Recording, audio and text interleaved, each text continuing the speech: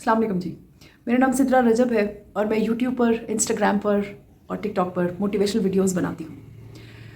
रमज़ान हमेशा से मेरे लिए मुबारक रहा है। बड़े बड़े तूफ़ान थम गए, कम हो गए, फिर आहिस्ता आहिस्ता ख़त्म हो गए रमज़ान में। इसलिए इस काम को स्टार्ट करने की दो वजूहात थी। एक तो रमज़ान, अनकॉन्शियसली मैं रमज़ान का वेट कर रही थी। दूसरा ये कि मैं मेंटली फ्री फील नहीं कर रही थी इससे पहले। मेरा ये यकीन है कि जो खाली जगह होती है सबसे पहले वो भरती है, उसके बाद बाकी जगहों पर मटेरियल आता है।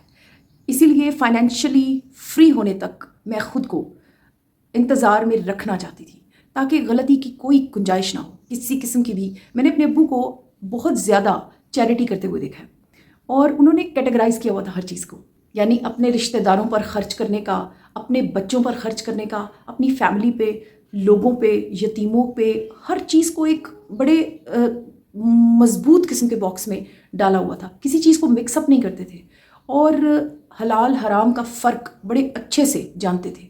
बस इसी ज़िम्मेदारी की वजह से मैं ये चाहती थी कि जब मैं ये काम शुरू करूँ तो मुझे सबसे ज़्यादा यकीन ख़ुद पर हो, बाकी सब कुछ बाद में आता है। एक इदारे का नाम लेकर पैदा तो होगा इंशाल्लाह, लेकिन उसके बाद इंशाल्लाह इस तरह के इदारों की हमारे मुल्क में भरमार हो जाएगी, क्योंकि ये मेरा यकीन है। उसके अंदर इंशाल्लाह कुदरती तौर पर अल्लाह ताला नेचुरली उसे लॉ ऑफ मल्टीप्लिकेशन देकर भेजेंगे। वो एक के बाद एक खुलता चला जाएगा और लोग मेरे साथ मिलते चले जाएंगे इंशाल्लाह, ऐसा मेरा यकीन है। और इस इदारे में तालीम बेची, फ़रोख्त की या सिखाई या पढ़ाई नहीं जाती होगी। यहाँ पर तालीम, इल्म से गुजारा जाएगा।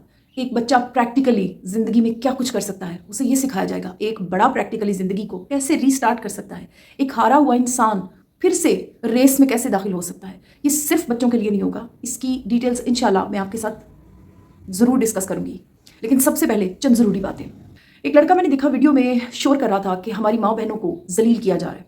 राशन की लंबी लाइन है, हमारी बहनें सुबह से लेकर शाम तक उस लाइन में लगी रहीं और जब वक्त आया राशन देने का तो गवर्नमेंट के लोगों ने कह दिया कि आपका तो कार्ड यहाँ पर क्लेम नहीं हो सकता। यानी अगर आपने राशन का ये थैला लेना है जो शायद आटा है या कुछ भी है तो आप किसी और जगह पर जाएं अपना कार्ड लेकर। अब फिर एक और लंबी लाइन। लड़के की बात वैलिड थी, हमारी माएँ बहनें जलील हो रही हैं, सच है। मुझे एक बात तो बताएं, अपने दिमाग को खोल के, यकीनन ये वीडियो उन लड़कों, उन माओ बहनों की समझ से थोड़ा सा बालातर होगा, लेकिन अगर वो हकीकत को समझना चाहेंगे तो ये वीडियो उनको भी बड़ी आसानी से समझ आ जाएगा। चादर लपेटी बाहोश इंसान ने, हो सकता है उसका बच्चा उसे साइकिल पे पीछे बिठा कर लेकर गया हो, ये शायद मोटरसाइकिल पर। वो एक बाहोश शख्सियत थी जो राशन की लाइन में लगी, वो रोज़े से थी, उसे बहुत अच्छी तरह पता है कि उसका क्या क्या क्या क्या नुकसान मुमकिन है, फिर भी वो लाइन में लगी। क्या वजह है? क्योंकि गुर्बत है ना। Beggars can not be choosers.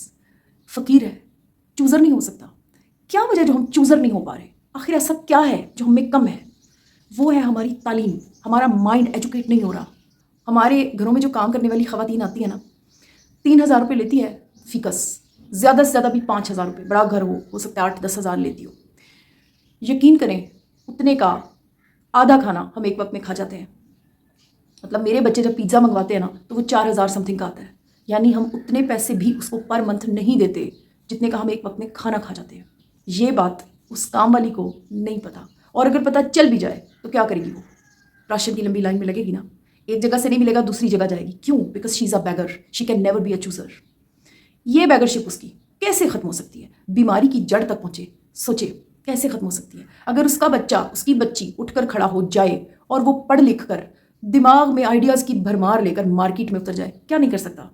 अच्छा, मेरा फोकस सिर्फ काम वाली नहीं है, मेरा फोकस हर क्लास का हर वो शख्स है जिसके दिमाग पर ताला लगा हुआ है, कुंडी लगी हुई है, वो खुल नहीं रही। क्यों नहीं खुल रही? क्यों लड़कियां घरों में बैठकर रिश्तों के इंतजार कर रही हैं? मैंने अपनी क्लास में ऐसी खवातीन देखी थी जिनको डिग्री के नाम पर डिग्री मिली, अच्छे मार्क्स भी मिल गए किसी हद तक, लेकिन they were enable to run a generation, they were enable to mentally to express themselves as they are mentally educated. They were not at all mentally educated. They were having just a paper in their hands.